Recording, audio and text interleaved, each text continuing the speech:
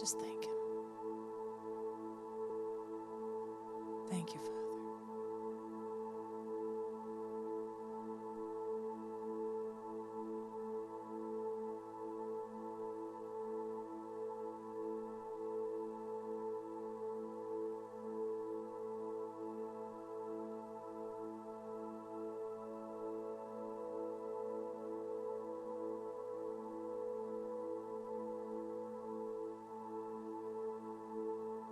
I see some of you taking just big, deep breaths. As I heard the Lord say, catch the second wind of my spirit.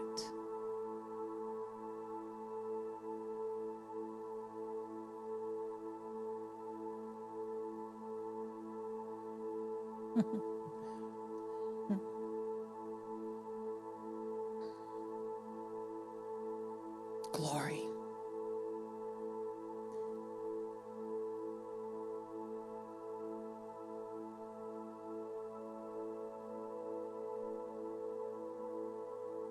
So precious. He said, I brought you up in my atmosphere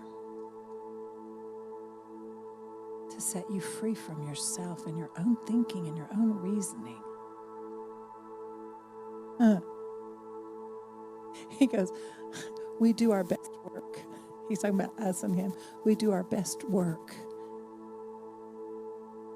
and intimacy at these moments.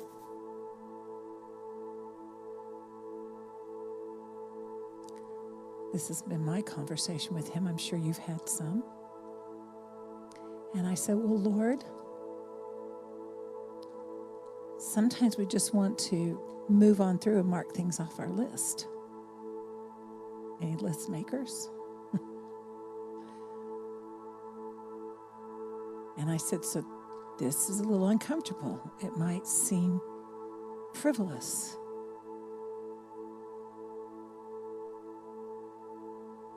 He said, do you think it's frivolous?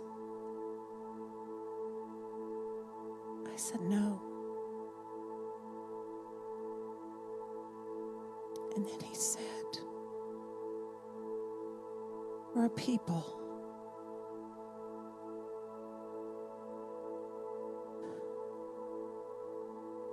I'm teaching you how to abide in my presence, and you will gain the full legacy of who I am.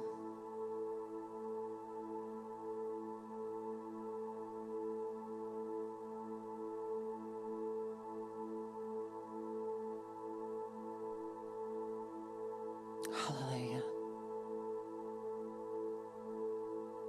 Wow.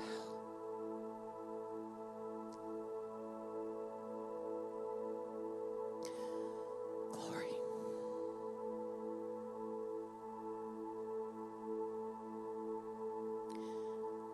See, I'm watching the Lord as I'm watching each of you, and it may be odd to some, but he's finishing some things still. And he likes to finish. He said you positioned yourself. He's talking about us. For me to finish. And he said, so we can start again.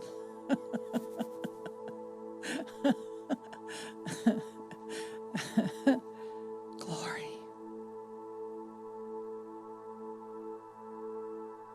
Glory. Well, glory. Let's just start saying glory. Well, glory. Just glory. His body. Jesus.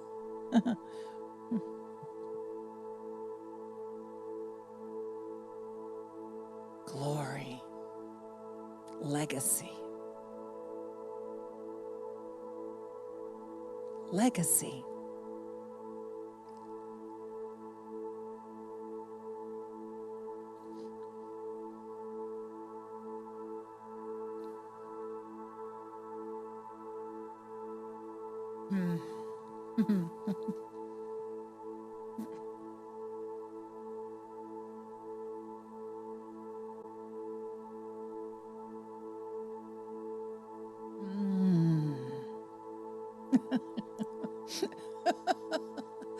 Oh, my gracious.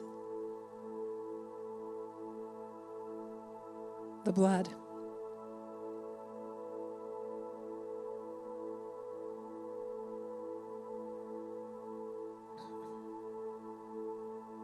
Hallelujah.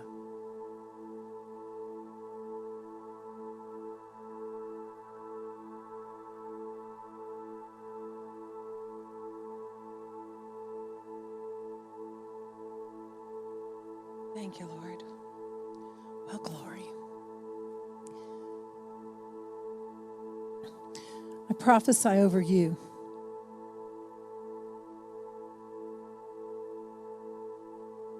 Because I heard the Lord say that which you've been tarrying for. He said, tarry here. And then he said, that which you have been tarrying for, that which you have been waiting on, that which you have been asking of me. Revelation comes now. Right there. It's right there.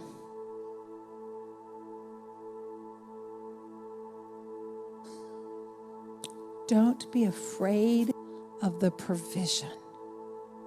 It happened just there. Hallelujah. Well, glory. Thank you, Lord. Let's just start thanking him. Hallelujah. Thank you, Jesus. Do any of you sense or feel anything different in you personally? That's fun.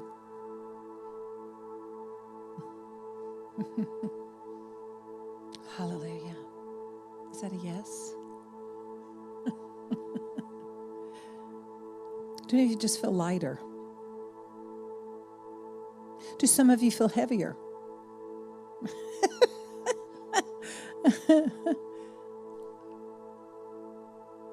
How many of you don't even know how to express what we're experiencing?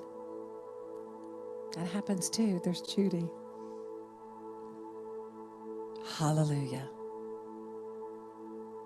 But we're saying yes. We're saying yes.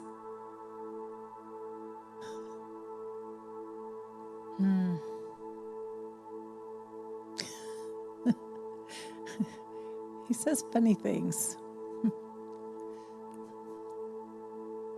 Glory. Thank you, Lord.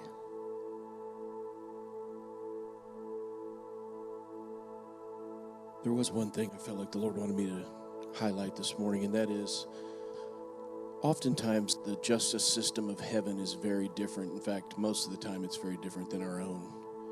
We think an eye for an eye. And in hindsight, you can look back and see where the Lord avenged certain things, but he did it in a different way. He did it in a way that was life-giving. And the Lord was reminding me of Stephen's stoning and how his life was taken from him. And many of us would look at that and say, where's the justice? Because obviously there was an apostolic call in his life that was cut short. And it wasn't that heaven didn't have an answer. It's kind of like what Brett articulated last week. You know, why would one man's disobedience be allowed to be the doorway for sin to come into all of humanity? It's because the Lord had something better in mind. And if you look 2 chapters later, we see this person under satanic control named Saul carrying out the work of his religious requirements. And it's like the Lord said, okay, you take one of mine, I'll take one of yours. And we'll just move the call and the purpose from this one to this one. And through this one, I'll do far greater. Why is one man's disobedience?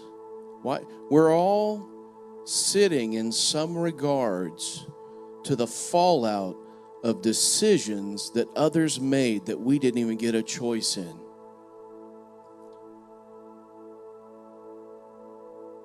It happens singularly on a micro level. It happens on a macro level. That's why I always, when I see these people who are almost glad for the judgment, or what they want to call judgment, coming on the nation, I'm like, you do realize you live here, right? It's like celebrating on the deck of the Titanic as it's going down. And I get it. And this is where I've learned to love and trust the real judgments of the Lord, because He does them with the specificity of a surgeon. And He does them with foresight and hindsight that we don't possess. And like the scripture says, when it seems like the Lord is not moving in justice, or is too long suffering, or things are going unanswered, trust heaven. He's made a way to mitigate the loss in the short term, but believe me when I tell you, He still has another card up His sleeve. And this city specifically is one that is long overdue. There has been injustice that has been allowed to go on for at least a generation, that I believe the Lord is getting ready to answer in ways that we have not even imagined. In spite of all the corruption, in spite of all the human agenda, the Lord still has a Saul, plural. He still has a Saul generation.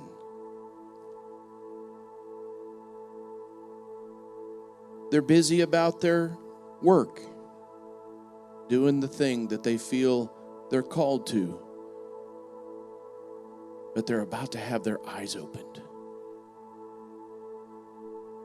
They're about to have their direction shifted. And they're about to see in a way that they never imagined.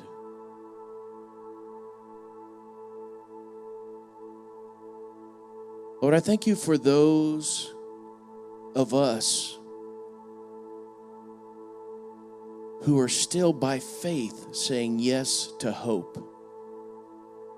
See, there's a generation, I believe, that is still holding out for hope that the Lord still has an answer that we have not yet seen. I'm not talking about nationalism. I'm not talking about all of America being a state. This isn't about America, really. It's about the purposes of heaven. I have to apply this to me personally, and I was actually doing that. I'm like, Lord, I'm really miserable, but if You want me to keep in this space I'm in, I'll be miserable for You. I wasn't trying to be chivalrous. I was just saying that's the only reason left on the table of why I will continue in certain things that I've been a part of, if that's where You want me to be. Right? Not for any other reason. Personal gain, empty as empty can be. But is there a purpose under heaven that I've not yet seen that requires me to hold the line?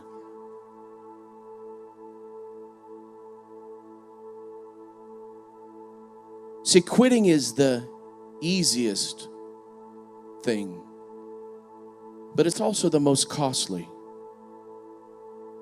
especially when it's time to hold the line and stay put. Not shouldering something in the flesh, trying to hold yourself together, but just staying put. See, they that put their trust in the Lord will not be disappointed.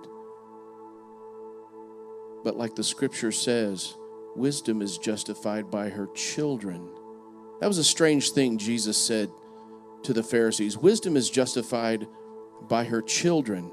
And it's not obvious what the understanding of that is. And I remember the Lord speaking to me one time as I was saying, but Lord, I have more disappointment in my life.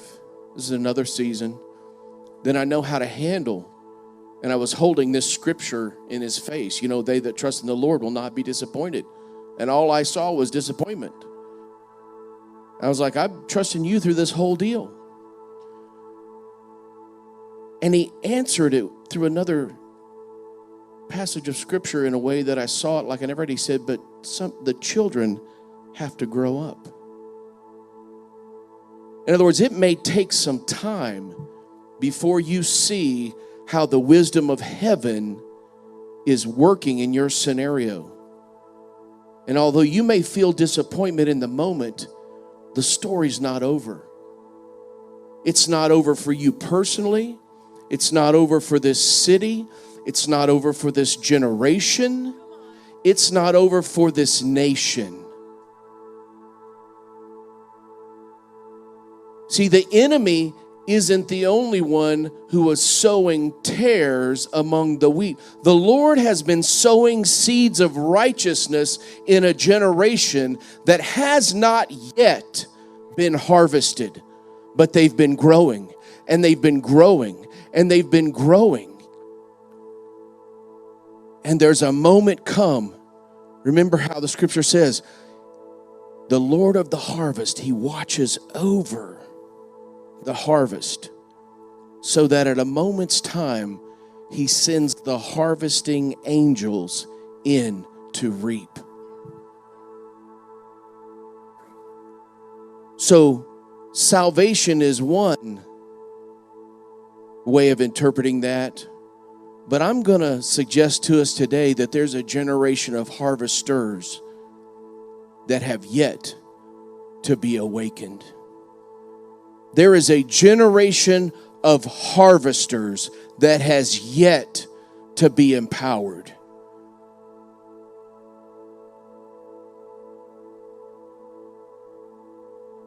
And we are at the threshold of history where I believe we're going to see them come to the forefront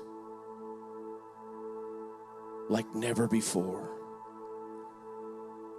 Because that which has been obstructing them has been removed, but even only that has been on delay by heaven's time clock. Because there is an appointed time for that to take place. Lord, I thank you that you are sealing this even to the degree of our understanding and greater than our understanding. To understand that to know that you have prepared us for a moment as well. Through disappointment, bitterness, betrayal, other people's failures, other people's generational iniquity that we've had to live in the context of. But yet you still had Saul waiting in the wings. Even though we watched Stephen get stoned and what seemed like the loss of hope, you still had Saul waiting. For you had something better in mind.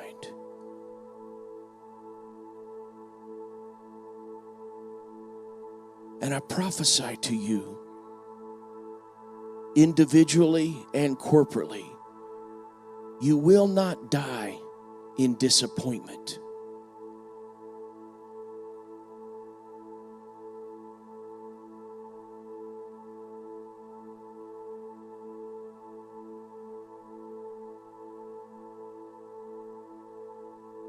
Blessed are those who put their trust in the Lord.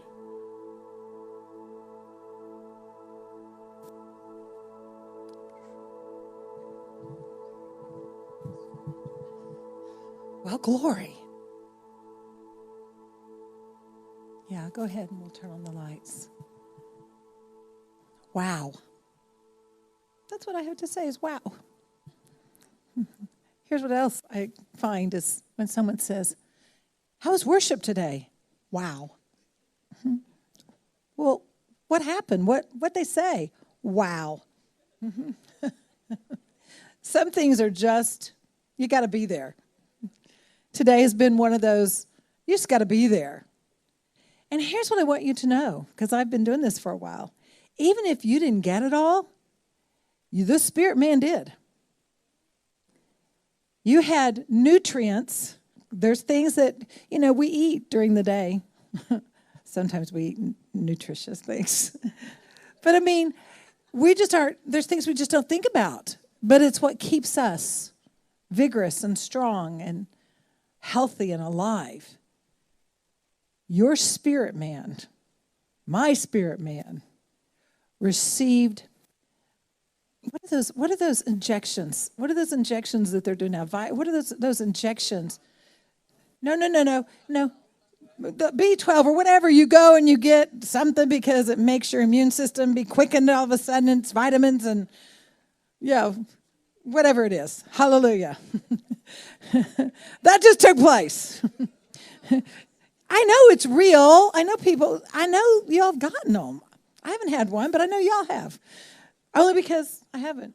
Anyway, doesn't matter. Glory. Just say glory with me. One of the things we want to do today is we want to honor those of the house who have given their commitment monthly to be at the door with hospitality, to be a part of the guardians, to be a part of the communion, those who assist with communion, and also those who just do helps. They're here. There's some that are here at 8 or 9 o'clock in the morning, and some that are preparing your coffee. How many of you are glad that someone's preparing your coffee? We've got one in the house who's happy that there's coffee. Does that mean we don't have to prepare coffee anymore? I'm telling you. Anyway, and then there's those who are here who are preparing the sound. You guys, that is an art in itself. It is, right, Troy and Mr. McElroy back there? Yeah, that's its own thing. And so we just wanted to say thank you. We want you to know that you're seen. We want you to know you're part of the family. I want you to know from Rick and I how grateful we are to know that when we're not here, it doesn't really matter because we're here. We are here. And I just, so we're just going to take a moment. I'm going to call you up. And when you come up, Sheridan's going to give you something. And then Sheridan's going to speak for just a moment. And you know what? I think it's okay if we want to thank God for our family. Mary Jean James. Barbara Young. I think she stepped out. Okay, Karen Goza. Brenda Forrest. Judy Nelson. Claire DeCourt. Audrey Dabrowski. Amy Willis. Elizabeth Heil. Chad Heil. Mike Tedford. Mandy McElroy. Samuel McElroy. Lydia McElroy. Troy Erb. Tim Sweeney. Monette Hutton. Bill Addison. Tracy Honay. Darlene Honay. Melanie Sanders. Natasha Burtz. Woo! It takes a portion, does it not? Sherry McGuire. Where is she? I talked to her first this morning. Yeah, stay up here. So there are others. We all do things. How many know we all do things? We all are doing things. But these are those who, when Sheridan, I'm going to turn it to her in a minute, when she calls or you have said, I am willing to do this. It has been a blessing because it really does take a commitment. It takes sacrifice. It's something that you have to know in your heart that you want to serve the Lord and serve the family. And so we're really, really grateful for each of you. Where is Sheridan? Here she is. I just love you guys. You know, I've been part of a number of church serve teams, and they're all a little bit different. But one thing I will say about this lovely group of people is you don't have to strong-arm them to serve or to show up to serve. They're there before you, and they're doing it with smiles, and you guys have just been so faithful to this body. There have been so many times that maybe we're short-staffed or something, and y'all just step up, you double in your roles. Sometimes you serve a lot of the weeks out of the month, or if we need to just swap things around. You guys are just so faithful and so consistent and so joyful, and I just have never heard, like, I don't know, a bad attitude or anything like that. And it's just nice to know who you labor among. Y'all, these people keep the house functioning week in and week out. So we just want to say thank you again for all that you do. In your bags, you will find an Amazon gift. I like rings. I like all jewelry. Just remember that. Thank you, everybody. Elizabeth, I'm going to have you stand up here. Glory. She's like, what? So here was the plan. And you know, I probably knew when I said there's a plan in the beginning that there probably would not be a plan, because that is how God does and works with me. There's just many times where I asked him, though. I said, Lord, what would you like me to teach today? And he said, Hanukkah. And I said, okay. And so I did prepare that. But here's what happened. We received it. And he's done that to me so many times to understand that sometimes when I'm preparing something, it's not even for me to open my mouth and to release it as much as he also wants to demonstrate it. And so I'll figure it out. I'll either teach it and send it out. I may teach it next week. But we are moving into Hanukkah. And we're moving into a season, and one thing that there's a little bit I am going to say. Go ahead and light the candles. I told Troy to light the candles. Hanukkah is not just an Old Testament or a New Testament or a Jewish festival. In fact, it was not even, we don't even recognize it in the Old Testament. But it is in the New Testament. And it's where Jesus is at the Feast of Dedication. And the Feast of Dedication is the same as Hanukkah, which means consecrated, dedicated. And so we're told to remember these things, not in the way of which would be religious, but the excitement to remember. And to remember, I bet the fan or something's blowing. He's like, yeah, it's going. But to remember means to go back in a place to remember the miracle of God. And I'll tell you a little bit more about that. How many of you know about Hanukkah? Okay, there's some, and there's some who don't. So see, you want to know. Do y'all want to know? Yeah, you want to know. You want to know. So stay tuned. Because I want you to know. I'm going to I'll send out an email. But we're in that time because there was a desecration to the things of God. I'm making it very short. But God raised up a triumphant people. And in that triumphant people, they knew that they had had enough. The temple had been desecrated. God had been mocked. The believers had been martyred horribly, like beyond what you want to know when you study it. It's horrific things. And then one day, there was a priest who said, I've had enough. I always want to make sure when I look at my paper, I can say his name right. Mattathias. Did I say it right? Mattathias? For those of you who know. They can't recall without looking either. Okay. His name is Matthias. And with that, there was a Greek official that came in and told him, this is how you're going to do your region, and you're going to bow down, and we're going to put pigs on your altar, and began to tell him exactly what was going to happen. And he'd had enough, and he took a sword and off with the ear. And with that, that was war. And war broke out. And it took 2 years for them to gain the victory of the Lord. But it was God's desire for there to be great victory. Just like there's God's desire today for there to be great victory. And in the great victory, the first thing that Matthias had a son, his name was Judah, and he was Hammer, and he led this revolt. And as he led the revolt, he was the one who said, we're going to return the temple back to its original form and place.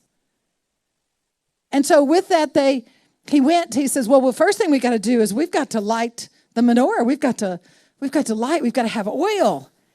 And when they went to look through the temple as they're cleansing it, as they're cleaning it up, they went to look, and when they did, they only had 1 vial of oil, which means that a candle would only, the menorah, the candles would only burn for 1 day. But it was so important to them to do that which indeed the Lord had called them to do, that they said, we're going to light it. Because it's going to take 8 days to have the consecration of olive oil, according to the law at that time, in order to have more oil. And when they lit it, these triumphant people of God, when they lit it, it stayed lit for 8 days. Miraculously. So what is our story in that? Our story is we're being called to some things. And there's things I'm thinking now, because it said, don't be afraid of the provision.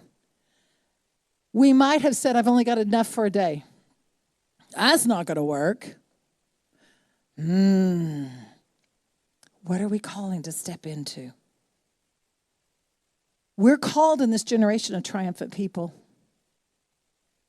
And so that's when they began at that time to honor the Lord and to celebrate. This is 8 days of great celebration. And what are we celebrating? We're celebrating the light. And what did Jesus say when he came? When he was on the Feast of Dedication, he talked about miracles. Because they wanted to stone him because he was doing miracles. He was the light. And that was when he stood up on the Feast of Dedication to release these things. So it was imperative to him that he was a demonstration of the light has come.